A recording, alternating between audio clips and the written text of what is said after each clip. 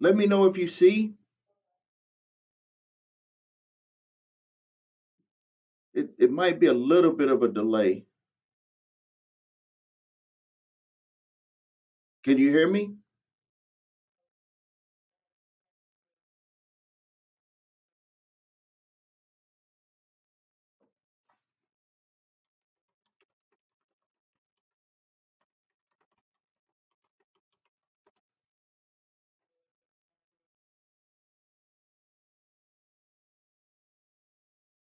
Let me know if you see me.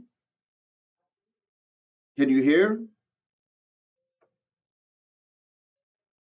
Can you hear me? It might be a little delay.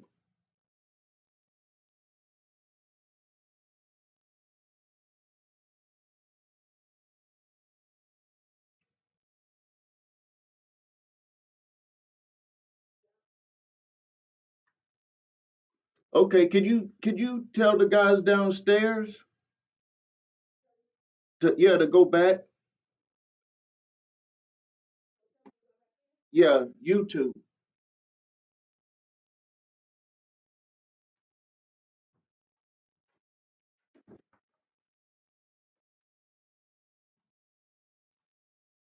Think we got it going here. We're gonna be still testing, and I just got to get some of my team back up, and we're gonna get started. Can you start if you're here right now? Can you start typing in any questions that you have? Because something that I'm gonna be doing is I'm going to be running through what we do here with the company, and I'm also going to be giving a lesson on mindset that I think uh, a lot of people would appreciate hearing because there's thousands of books, thousands of audios, uh, different instructions that you can get from people, and all of that is good, but there seems to be a problem where uh, even when people are getting instructions and good instructions from people, that there seems to be a problem where people are having a problem following the instructions. And this is something that we talk about here at the credit repair shop, is where we discuss what can we do to have an individual be able to follow the process, because when a person hasn't done something before, they have a lot of anxiety, and they're kind of afraid some of the times to follow through with things. And it's not because they don't want to do it, it's because they're just not used to it and they have a lot of anxiety. So what I'm going to do is I'm going to kind of share something with you that I do for myself to be able to get over different obstacles that I run into in my life. So I want to give a little bit more time for people to come on. We ended up coming on late because I had a problem with the YouTube encoder. Looks like something had changed, that wasn't the same as it was before. So I had to get that fixed. Uh, if you're new to the credit repair shop, something this is what we do. We help our clients repair their credit, increase their scores.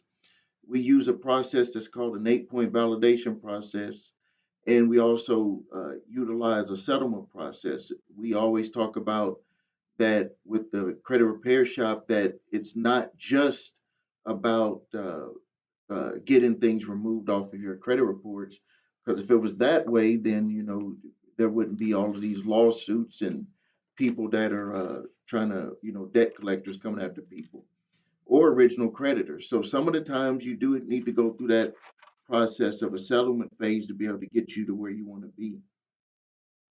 So I'm going to get started in a few minutes. I appreciate everybody that still came back because we did have those issues.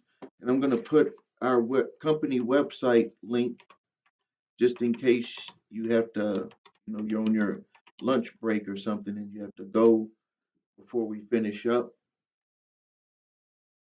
And remember, if you have any questions, go ahead and type in any question that you might have. Anyone that's watching, type in any question that you might have.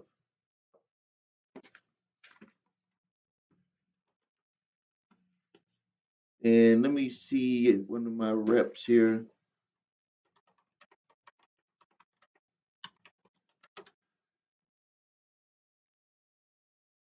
Also, I want to know some of your scores. How many people in here uh, know your credit scores?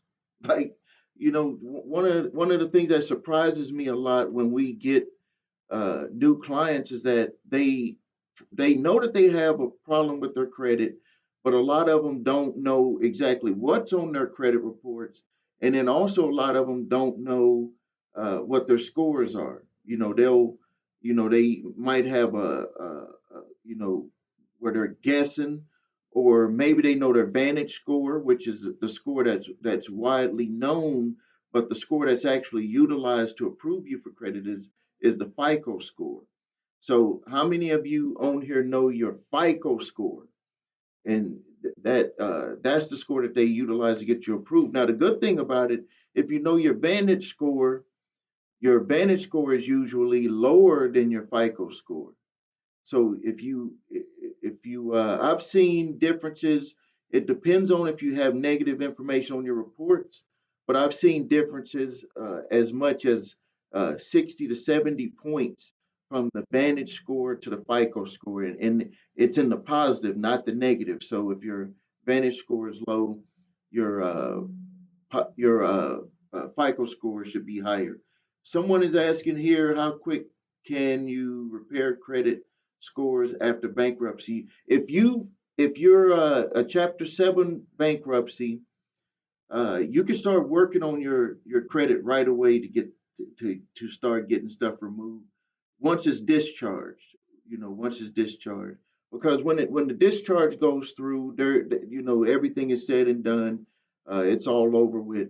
If you're in a Chapter 13, you're gonna have to finish up that Chapter 13, because something that could happen, not that it happens all the time, but if you're in a Chapter 13, the and they get disputes, the creditors that you're paying, uh, they could get upset because, number one, in a Chapter 13 they get paid last. A lot of people don't even know this. In a Chapter 13, the attorneys get paid first.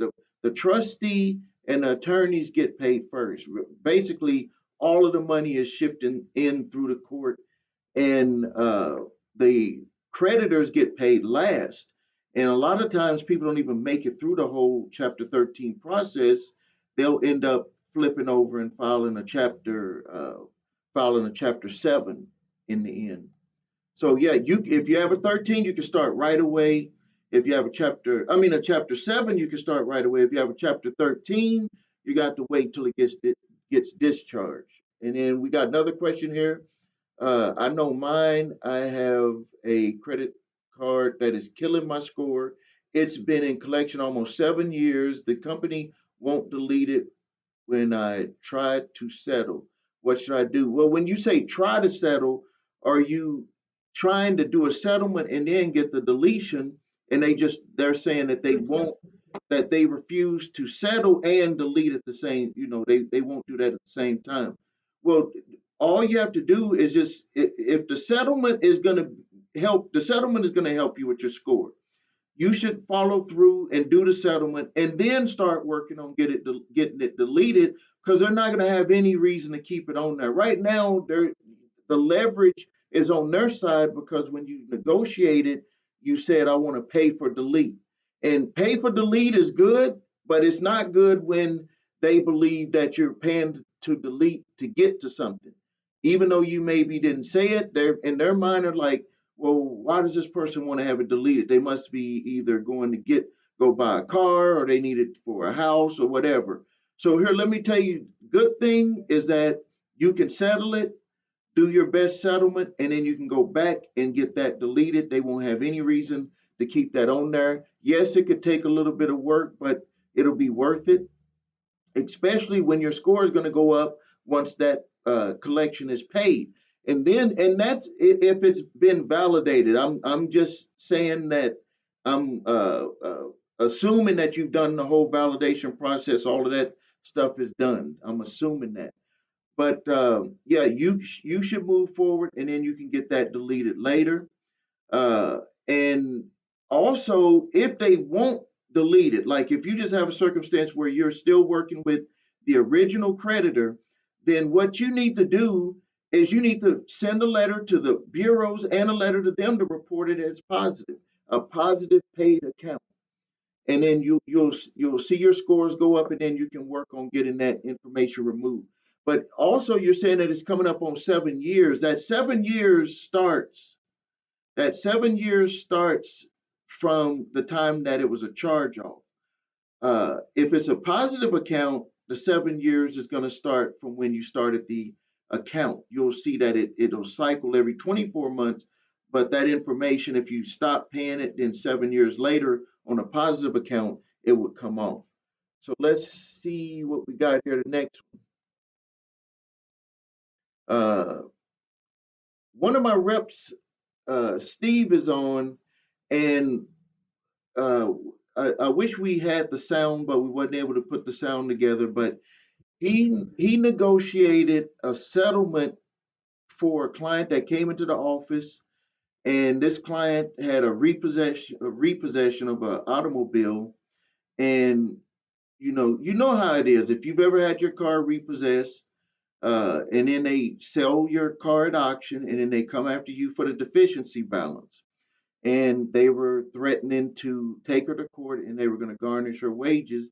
And he was able to negotiate before it got to court a favorable settlement for the remaining balance. And she needed to have this done. We know about this company that was going to do this garnishment. It's a local company, and they were going to get a garnishment. It's like 100%. We looked at the documents; it was going to happen. So he was able to get a favorable monthly payment plan. So she's able to move on. And another benefit of him being able to work that out for her is that if when they get these garnishments and they have that paperwork, they're going to get to go for, in our state, upwards of 25% of an individual's wages, and that's per pay period, not per month. That would be per pay period. So when I'm looking at what he saved her, and when I compare it with some of the garnishments that I see from another company that I own, and some of those employees have garnishments, with this same company, she got a deal. She got an excellent deal. Now, if she had the money to do a one-time lump payment, he would have been able to negotiate even a better deal. But I wanted to acknowledge that he was able to do that. And then Latoya, she works very hard with debt collectors. We're getting settlements for our clients. You know, everybody here probably had collections or had debt collector, collection attorneys send you a letter, or they threaten lawsuits. It can bring up a lot of anxiety. People, they don't want to have someone calling their job. All types of things are possible with the harassing techniques that these debt collectors will try to use on people. And what we do here at the Credit Repair Shop is we stand in between both parties, and we're on the side of our client.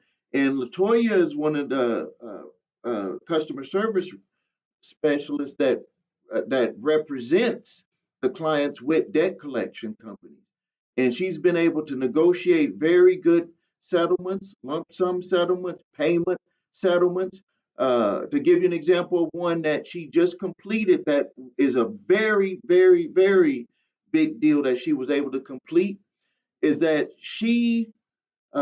this individual wanted to sell their house, and if they had a judgment against them, and if they did not have a deal when they sold the house, that company was going to be able to take that money from the purchase of that house. But she was able to negotiate a favorable settlement So when this client sold her home, she didn't have to worry about that. Just think about that. Just think about if you were about to receive a big check from selling your house and a debt collector could be sitting right there, or the title company could call and say, because they do a search and they say, well, you have a judgment, and they call that company and that company says, no, we have a judgment, court order, cut us a check. Imagine having that happen. And that has happened to a lot of people, but the work that she does saved that client that, and we've saved other clients that have ran into similar situations. So let's go here.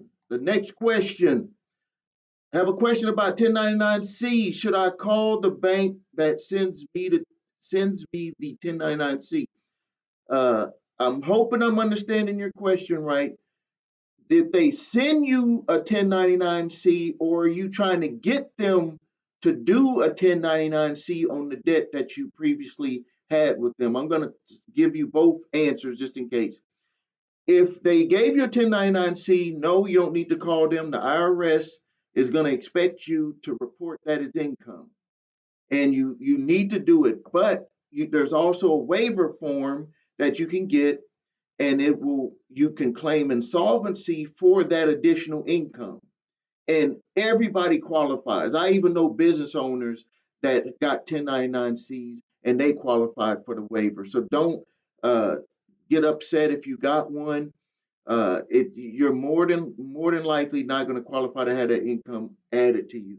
Now the other thing is that, thank you for the $2. That Latoya, how you do that? And then the other thing is that if you are trying to get them to do a 1099C, if you watch my video from earlier in the week, you cannot force them into doing a 1099C. So you don't outright ask them. What you do is you go through the hardship process. And during you answering the questions, answering financials and all of that type of stuff, it's different for every company, but every company has a hardship department. They will, in turn, send you paperwork, and then you fill it out. They don't want a sob story. They just want to know what's going on. And then you can get them to forgive that debt potentially, where they'll file a 1099C. I see it happen. I showed examples of a client. The biggest one that we got was over $36,000 from Citibank. It was a 1099C. They did not decide to sell it to a debt collector. They just did a full 1099C. So it can happen. And now this other crazy stuff about the 1099A and all that stuff, that stuff, I don't get into that stuff there. We got here, can you help to stop collection company wage garnishment? So let me talk about what we do with the in our state, and I'm gonna give you an example for what we do in our state, and then you can look for the solution in your state. In our state, we have what's called a wage poverty guideline. Now, you don't have to be in poverty, but it's based on how many dependents you have and how much money you make, either weekly, bi-weekly, or monthly. And it could be lowered based on the amount of dependents that you have, including yourself. That is one way that you can stop garnishments. You can look in your state to see if they have something similar. They Here in the state of Wisconsin, they call it the wage poverty guideline, and that's a way that we stop a lot of garnishments here. The other things that you can look for is if you're on Social Security, income, disability, veterans benefits, uh, anything that's a disability type or retirement income. They cannot garnish that type of income. So let's go here. Here's another question here. I recently sent off a letter to all three credit bureaus to remove item off my report, and only one bureau removed the information requested. Should I be able to take? Uh, no, you can't take the bureau to small claims, but that's a good question. Excellent question. Is that Philip? Excellent question, Philip. You can't take this is a misconception that we get here a lot.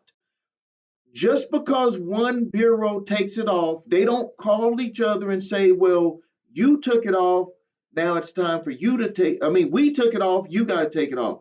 They don't care. They do their own investigation.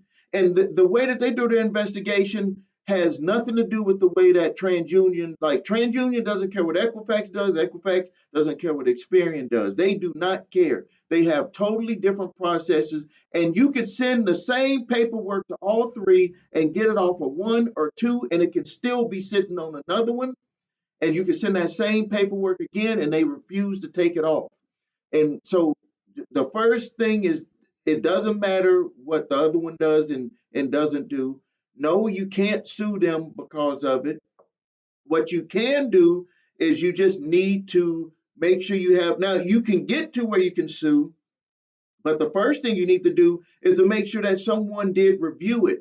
So what you need to do is remake your letters, change the stuff around a little bit, and resubmit it, and let them know that this is a, however many times you submitted it, let them know that this is that time of submitting and that they need to get this information removed. And maybe you should go into more detail about your evidence or attach evidence that you have to be able to get it removed. Like one of the things, this is something that we had to do with a client that had a bankruptcy. He had a Chapter 7 that was rescinded. The judge gave us a letter that said that there is no longer a Chapter 7 bankruptcy for this individual. It doesn't exist. We had a letter from the judge that actually stated it. We attached that letter to the reports, and it was on both his wife's reports and his reports. Using that same information, it came off of the wife's reports, and then it eventually came off of the husband's reports, and but it took a lot longer to come off using that same information. So what we had to do is we had to resend it and adjust the letters, and we also utilized our attorney for this also, the that we contract out to. So even with the attorney, with the judge's letter rescinding the Chapter 7 bankruptcy, it came off of the wife's, didn't come off of the husband's. He was upset because he's like, why did it happen for her and it didn't happen for me? And then we eventually were able to get it off of his, but it came off one at a time. It didn't all come off at the same time. All right, we got some more questions. I'm going to make sure that I'm not missing any. Make sure I'm not missing any here. Uh, Thank you for subscribing, Latoya. You should have been subscribed already. No, I'm just joking with you. Something that I want to get into real quick, since we kind of answered the questions. Uh, okay, great, Philip. Let us know. Put in the chats. Once you get those results, come back to YouTube.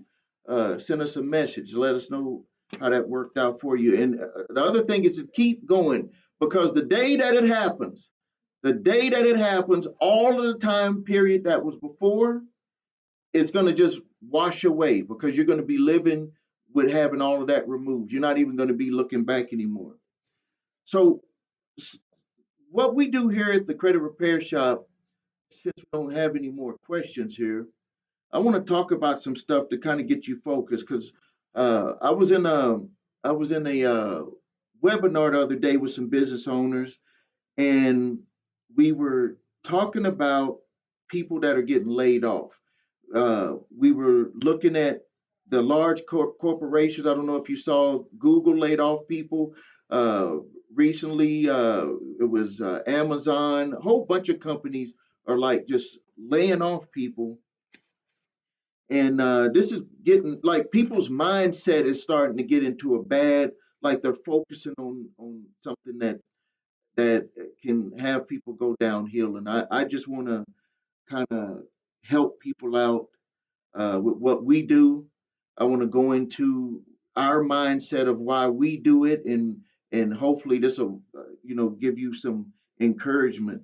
Uh, Believe it or not, this is the truth. Believe it or not, I just say it how it is, and everyone that's here watches my videos, so you know that I'm just going to say it like it is. With the Credit Repair Shop, we do have a focus on trying to change people's lives. Like that. everyone that you talk to here in the office has that mindset.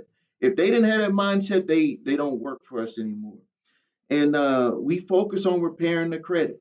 You know, everybody's situation is different, but we focus on repairing people's credit, and we want to also help people lower their debt. Like that's our goal. And then we assist people with collector harassment because we find that some people in the office here, we find that people are getting harassed by debt collectors, and we want to make sure that we're able to step in to help people with those types of issues that they might have. And then we continue to follow up work. It's just like working out. I tell people having someone that is on your side doing the follow-up work, just like Philip just said here. Like, just imagine he's getting that done. He's having to do the follow-up work. Well, this is what we do here. We would come up with that strategy that I just told him to do, and we would say, let's rework it. Let's do it again for our client. It takes work. You can't quit. And then you got to keep coming up with new strategies because they're doing different things to try not to either follow through. I think if you've probably seen the report from Congress, Representative Clyburn with the U.S. House of Representatives, where he showed that the bureaus were just throwing away millions of disputes. They just got them and threw them away, and they were utilizing the national emergency that we had with COVID. So they were just not even doing the disputes. It was a loophole that they was able to utilize. Uh, so let's talk about, and then with customer service. So, with the customer service team, something that uh, I've learned over time that is like one of the biggest, most important things that they handle for us is that they support your fears and your anxieties and your uncertainty. And I want to break it down this way. You already have good credit. I want y'all to listen to me. Stay with me on this. You already have good credit. And what I want you to do is I want you to imagine that you have like a picture of yourself on one side and then you have another picture of yourself on the other side.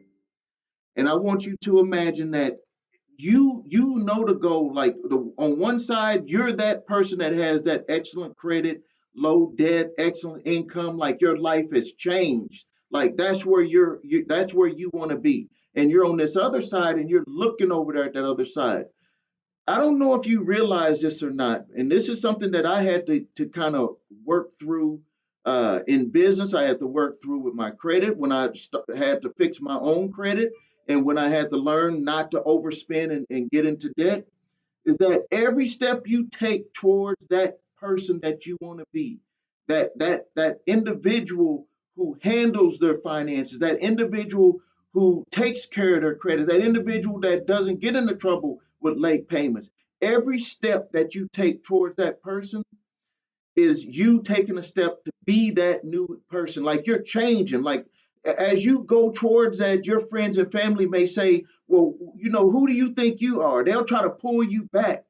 They'll try to, you've probably had this before. You told a family member, I want to work on my credit. I want to start a business. I want to do something to change my life. And then all of a sudden they say something to you and, to try to either pull you back or to depress you. Well, that's easy. Let me talk to you about somebody else that tries to hold you back. See, every step that you take that you've never done before, that you're not used to, your own self. Remember when I said you have yourself on one side, yourself on the other side? Well, you hold yourself back also. And the way that you hold yourself back is you start to get uncomfortable. You start to have that feeling like, oh, I've never been here before. I've never had to do that before. And if you're going to be that person with excellent credit, if you're going to be that person who has good income and has low debt, you have to change to be that person. And the way that you are right now, until you're able to change to be that person, you're going to feel uncomfortable about taking those steps. And when I put that together with what I started seeing my customer service team do, I found out that that's one of the most important pieces to the credit repair shop is that they can reassure someone. They can call up to the office and my customer service team will reassure them, hey, we're working on it. It's not going to happen overnight. It can't happen overnight. And just by them having that reassurance, it allows them to take another baby step towards being that new person. And that's something that's a very important lesson. Because see, if you've never been to a spot that you've never been before, you're not even aware of it. And just imagine it this way: if you ever go to a part of town that you're not aware, that you've never been in before, don't you feel uncomfortable? It could be a good side of town, it could be a bad side of town. If you've never been there, you have a feeling of uncomfortable, where you're not comfortable until you get to know it. The same thing happens when you try to make changes in your life. The same thing happens when you try to make changes in your life, and trying to become someone who has been living with bad credit and change it to somebody who is going to have excellent credit. That's a different person than you are right now. And it's going to be uncomfortable for you to get to that position. And my team will help you get to that type of position if you want to put in the work on your side. See, the conflict is that you right now, when you start to move forward, you're in a way, it's like you're blind. And I'm gonna give you an example. All of this comes together for me, because it's like when I'm looking for examples, someone makes a good example that I can use. Yesterday, I posted a video, and in that video, well, I'll tell you the comment first. The person put a comment, and they said that the video was excellent, but I did not offer a solution in the video. And I went back and I watched the video, and guess what? The solution was in the video. I expressly told the solution in the video. And so what tends to happen to us, and I'm not immune to this, is and you know this for a fact too. Two people can see the same thing and they see it different. One person see it one way, one person will see it the other way. And the reason why that person will see it that way is because they're blinded to it. They're not even aware of it, or they're more into the negative side of the way that they're thinking. It's like it can't be possible. And then the other thing that happens to us is we think that we see with our eyes. We think that we see with our eyes. What we actually see with our eyes is what has been filtered in our mind. That's why you can have two people see something different, because everything that's been put in your mind by your parents, everything that you saw from when you were growing up, the environment you lived in, everything that you experienced makes you see something different. It makes you see something that people can look at and they see it one way and you see it another way. And let me tell you the way that you change that. This is the way that you change it, is that you just become aware. Because people will ask me, well, Steve, how do I change this filter? And the way that you change the filter is you just become aware that you have the filter. And then you continue working, and then the solution will come to you. Let me tell you something else that I saw on a video that just popped up into my universe from Jeff Bezos, the founder of Amazon. Now, let me tell you something that he said that'll validate what I just told you. He said that when he was building Amazon, that he had problems that would come up repeatedly. And he said what he did is they just put together a solution and worked it. And he said that even if the solution didn't work, they just followed through and did something else the next time. And that's something that you have to do if you're trying to repair your credit. In some of the comments that were on here, when you are trying to repair your credit, sometimes it's going to take reworking of your specific situation. Everybody's situation is different. Creditors handle their cases different. Your amount that you owe might be different. The amount of time you've been with a creditor might be different. Your communication with that creditor might be different. All types of things will come into your specific credit repair issues that might not be with someone else. So don't compare your situation to nobody else. Don't compare how quick you got to get your credit repaired to how quick someone else got their credit repaired, because you're a different individual. You're not the same as them. And your credit could be repaired quicker, or it could take a year. The one client that I talked about that had the 1099-C for $36,000, it took 4 years to repair his credit. But guess what? He had over $240,000 worth of debt. Do you think that you can make $240,000 worth of debt disappear in 30 days? Nobody can do that, and I didn't promise that to him.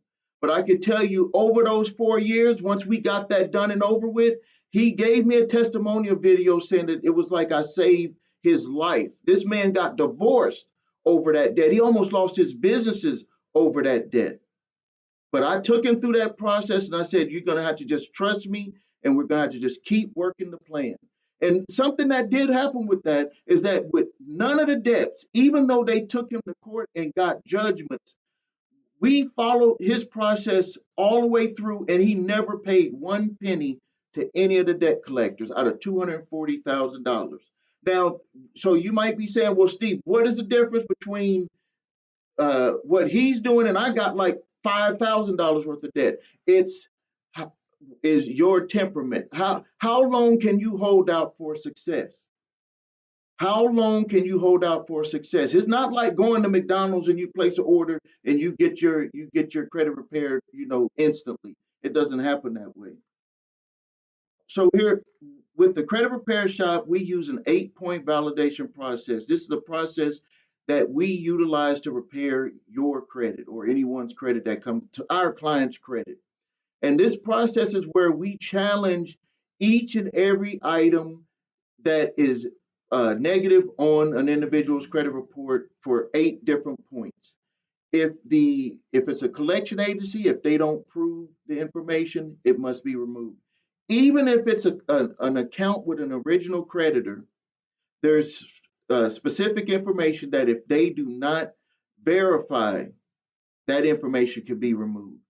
Let me give you an example. If you have an original creditor and they sell the debt to a debt collection company, would you consider that the debt is paid?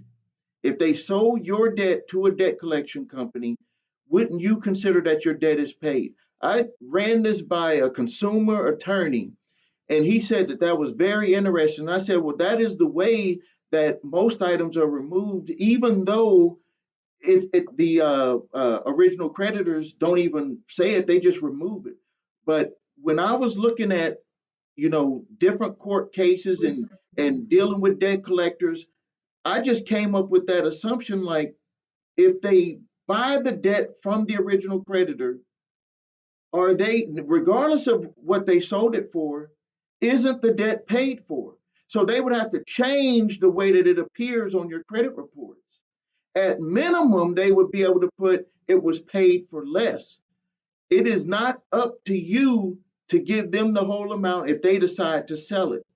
And that is the way that we get the information removed off the reports. That's the way that any credit repair company should be able to get it off the reports. Now, another side of our company that we utilize is we go to the furnishers. Other credit repair companies, they do this a little bit, but we do this a lot. And especially during COVID, when the credit bureaus were not doing their job, we went straight to the furnishers and challenged their information. And a lot of stuff got removed that way. And also, it's more than just getting it removed because that's debt where they were going to try to either sue someone, try to do something to get their money, or they might live in a state where they can just go into people's bank accounts. There are states like Minnesota, Texas, the states that where you can't be garnished, they can actually get a court order and go and freeze your bank account. So we're ahead of the game when we're doing that with those furnishers because then that stops them from making those actions until they prove that they can legally collect that debt. And a lot of the times they stop coming after people for the debt. They'll either receive a letter or they'll just delete it off of the reports. And we just tell people just, keep an eye on your credit reports because they might try to sell that portfolio to somebody else. Another aspect of what we do is settlements. And I mentioned it earlier with what Latoya does. She does an excellent job with working out settlements because it depends on your situation, but sometimes a settlement is in your best interest. Like you need to go ahead and go through with that settlement so you can move forward. Why, if you're trying to buy a house and you have $1,000 collection, why would you haggle over not paying it? Why wouldn't you just move forward with trying to settle it for 25 cents on the dollar, 35 cents, 50 cents on the dollar if you pay one lump sum? Because it's going to allow you to be able to move forward. You're going to make more than $1,000 if you own your own home, but the underwriters, they won't approve you having that collection on your credit reports. So that's something that you need to understand. If you have a collection on your credit reports, you're trying to buy a house, and that's an open collection. Before you make it through the underwriting process, they're going to require that you get that information resolved, and that's what we do. And just like I mentioned earlier, with Latoya making that negotiation and allowing that client to be able to sell her home, and they wasn't able to collect on that judgment. That's a big deal. Other things that we do is if you're trying to get a job or you need to do something for promotion, we have a lot of police officers, we have FBI agents, we have there was a detective recently where they needed to have an Army veteran needed to have a letter from our company showing that we're actively working on their credit, and we provide that, and we're going to do your stuff the right way. Especially, you're a cop or you're work for a federal agency, and these federal agencies, they're using people's credit to deny them promotions. They're using people's credit to do all types of stuff. So we want to we're here for you on stuff like that too. All right, I'm going to look and see if we got some more questions. Here's someone that said they got a pre-approval with a soft pull from Walgreens card and went and then applied and was approved for a decent amount. As soon as I utilized the card, the limit was taken away. Let me tell you something that could have happened with that.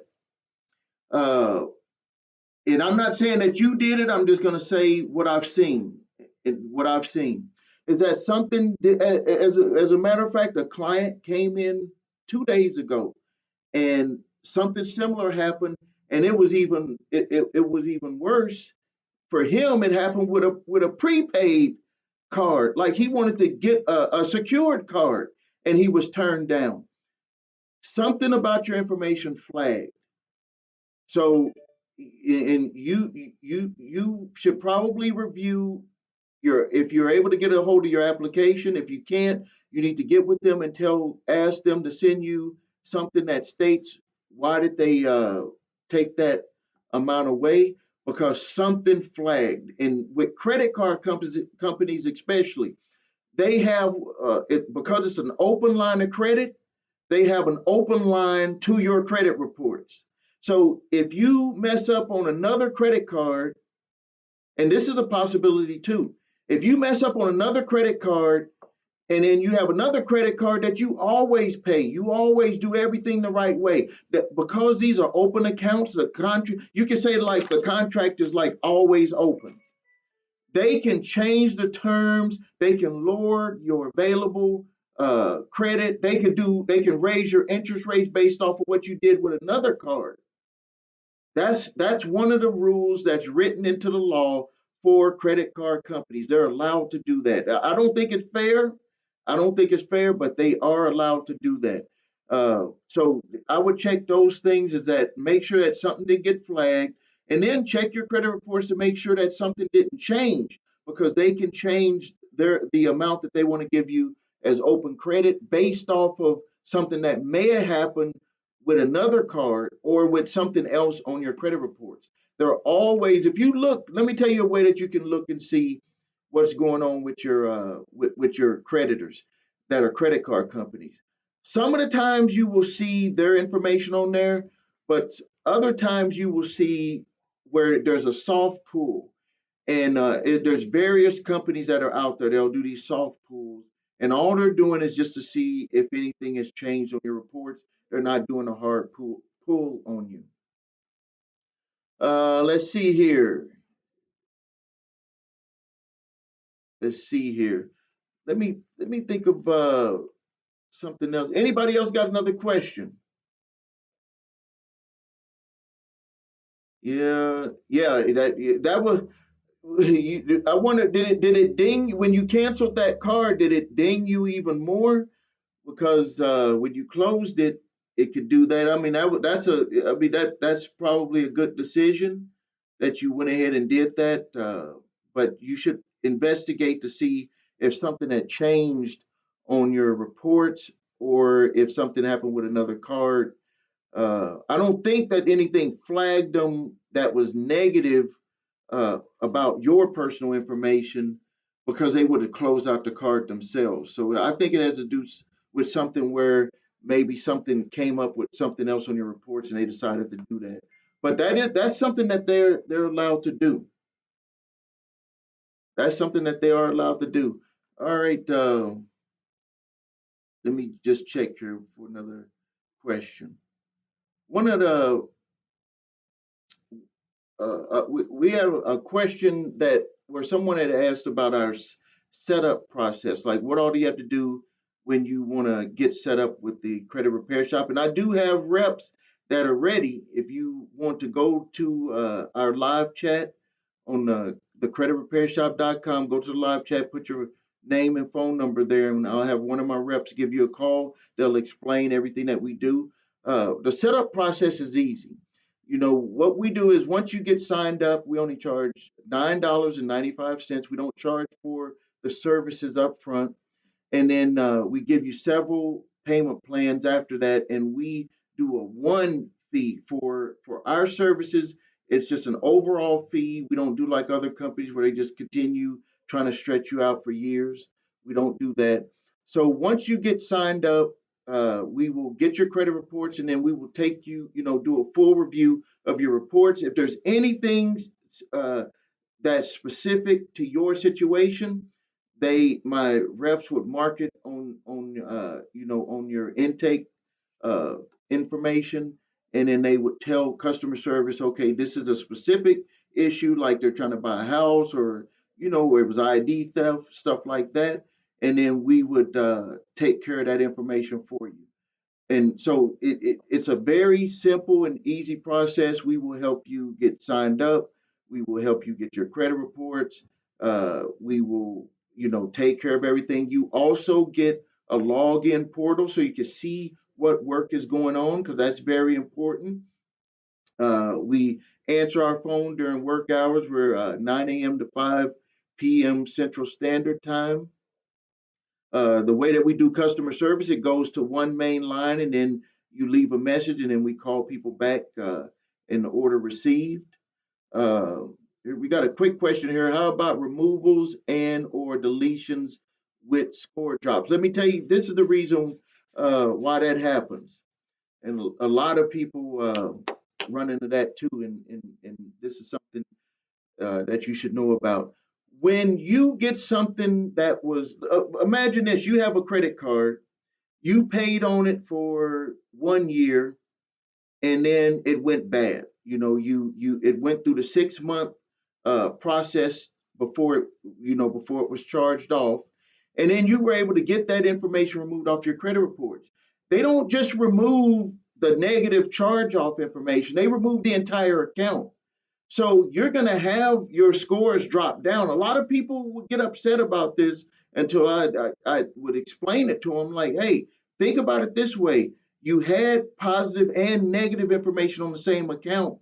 Even though that account went bad, they don't you're not hit as hard as if it was just a straight up bad account. You had some positive information on there. So when that gets removed, then you will see the next month when if you got everything else taken care of, making your payments, no late payments, none of that stuff changes. You will see that it'll bounce back. Some of the times it'll bounce back even past where the score went down. It just depends on what you have that you're paying on. Now, if you take your negative stuff off of there and you don't have any credit that you're paying on, you don't have any credit cards, it's like you're starting over. Don't think that your credit is just going to jump up. No, it's not going to jump up. You're going to have to go through that rebuilding process. I mean, that's just the way that you're going to have to do that. I had someone that was texting here on the phone here. Um, Let's look at another question. Can I freeze my credit reports to prevent debt collectors from inquiring? No, that won't work because they utilize a different system. They're not running your credit to for you to apply for anything. They're doing what's called skip tracing.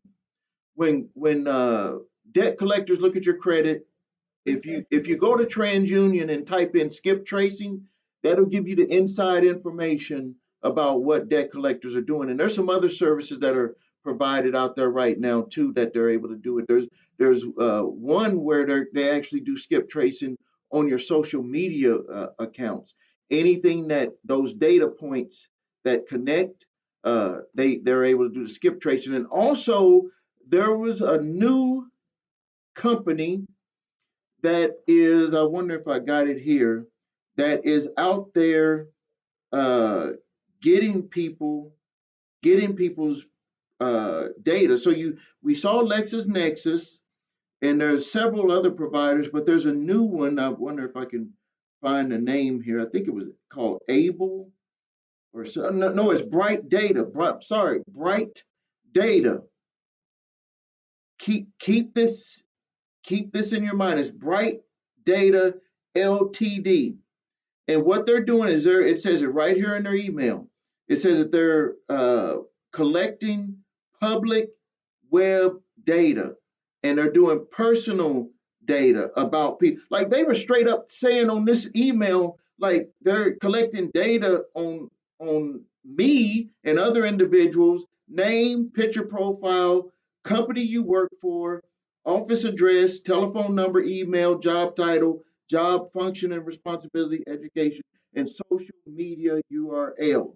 So, so this company here, I want everybody to go there and opt out because I don't know why they're able to just jump and do this, but we know why they're able to do it because the bureaus we never gave them permission to do this, and they're able to do it. So it's called Bright Data Ltd.